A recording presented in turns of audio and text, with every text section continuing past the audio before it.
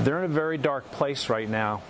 It's very difficult, and it stays dark for a while, and the darkness varies. It'll be different factors over time. The one thing I will tell them that I learned through my ordeal is to keep their finish line short. It might be an hour. It might be just waking up. Eventually, they may be able to get to lunchtime. You need to set your goalposts. You need to set your finish line where you can see them and where they're attainable. It's empowering kids, empowering teachers, faith leaders, community leaders to recognize the signs of this at-risk behavior.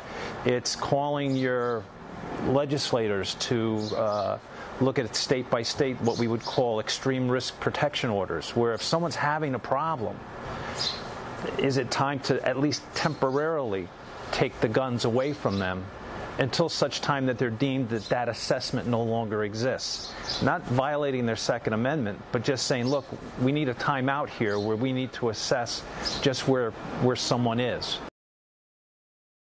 If people are interested in learning how to recognize the signs and getting involved in a program that can actually make a difference, doesn't have to rely on legislation, doesn't have to go to the Capitol, doesn't have to go to Washington, they should look up and contact Sandy Hook Promise. Their website, sandyhookpromise.org.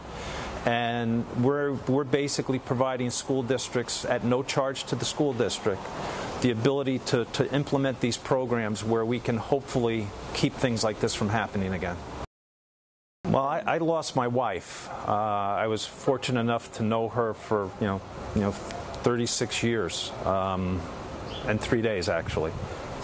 I have no idea how I would cope with losing a child, and I think that's the tough part, is snuffing out a life before it's even anywhere near what it's capable of being.